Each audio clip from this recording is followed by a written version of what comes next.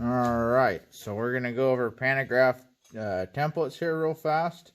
I got the phone actually balancing on one and the pantograph. So this is kind of my little bench here, and I'll show you some patterns that I've made and then some of the parts that come off of them. So this was one of my first patterns. It's supposed to be a piece for high lift gate. Most of these are pieces for high lift gates, but this is the smallest piece. It was the easiest to make. It's made out of 3/16 mild steel. Actually, it's part of a flail mower. I went and cut the side out of it. It was junk anyway. So, but yeah, you just drill a hole in it so it can fit on the arbor for the pantograph. And then these are the pieces that come out. So they're about 3/8 bigger than the template. So you got to compensate 3/16 all the way around on the template to get the part the right size. So I mean, I cut a couple of those. They're pretty repeatable. So I mean, there's another one. They're identical. It only took a few minutes to cut those out, and I can cut them out forever. So I'm planning on making high lift gates for many people, and if I can make this one for myself, both sides are going to match, which is important to me. A little OCD. So as long as they're matching, it's good enough for me. And then if somebody else wants one, I can do a good job for them. So here's another piece, another template. So it's kind of a funky one. It'll have a 1-inch hole in the bottom here, and that's what the ram hooks onto. I'll probably pop in a picture later.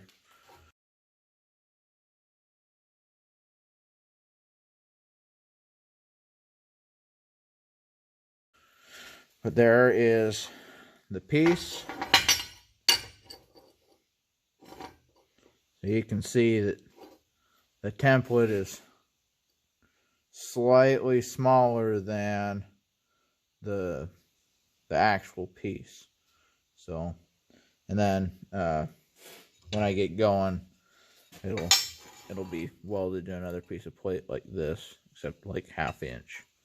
So.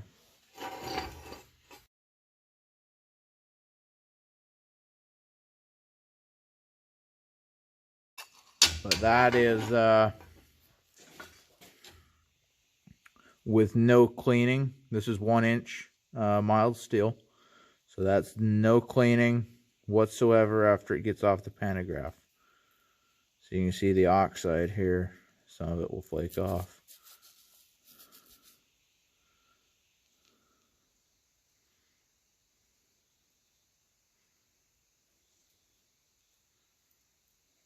It's a whole lot better than I can do by hand. And it didn't take me super long to make the template because it's 3/16.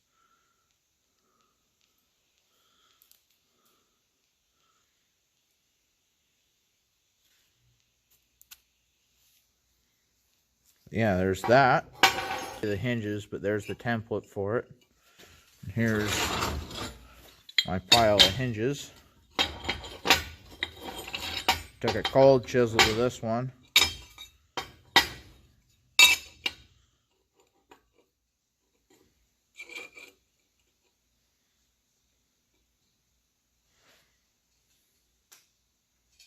So, I mean, super stupid simple. I didn't know there was such a thing in all of my life. Not very long, but I still didn't know it existed. And as soon as I knew that one existed, I had to have it. So I think everybody should have one, actually, if you're running a small shop or machine shop or whatever. There's the dozer rake bracket. So these pieces went on there like that. No, I had it right. There's that piece for that. And then had this piece. This is, I think, this is a little thicker than 12 gauge or 3/16. So, and that was the bottom.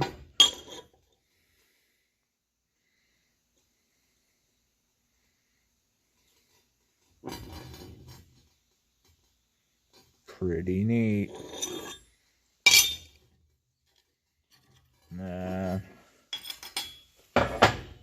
I got these little gussets to go behind the angle on the rake.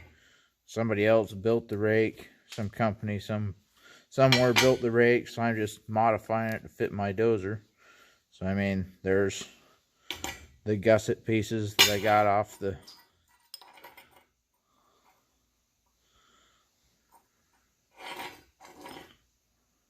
out of the steel.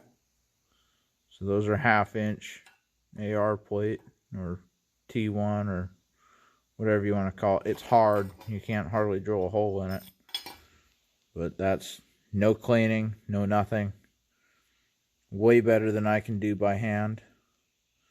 So I cut one of these. So this was my part that goes on top of the rake. I'll show you a picture.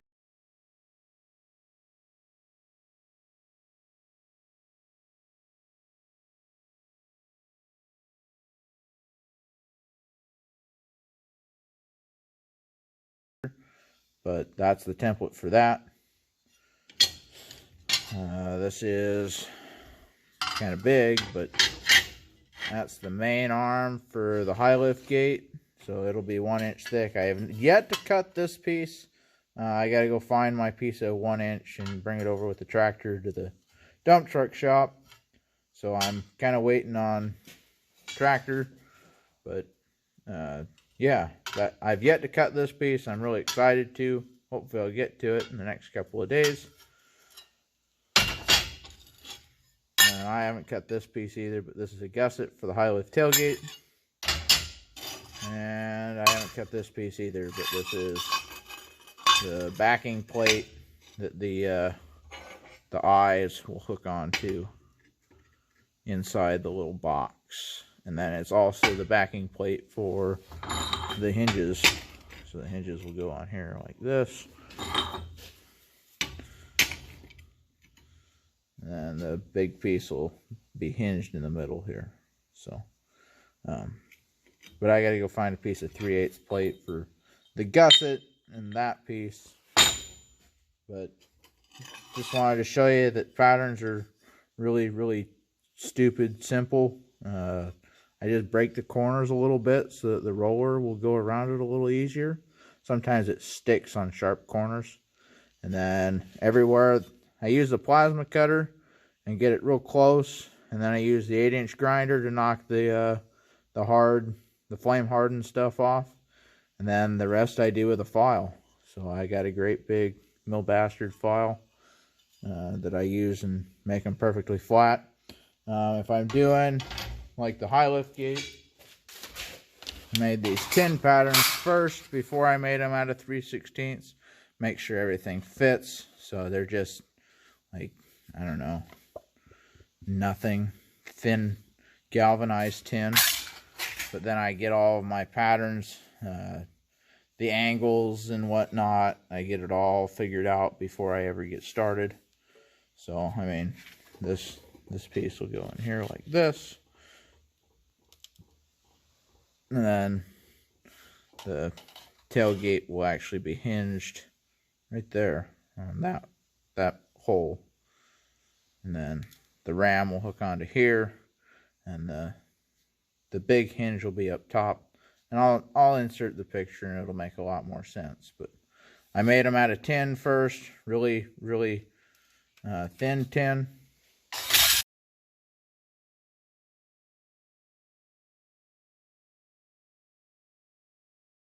Went from this to this to this, but it helped me kind of visualize what I needed to get my stuff together and get it figured out. So I make cardboard templates. I think this is the Life cereal box. That's how I made my first template to make sure that it would fit. And if you look real close, this is the template for the dozer rake, kind of repurposed. I had planned on building this pattern into another pattern with a strap and a bolt, but it didn't work out. It was easier to just make a new pattern.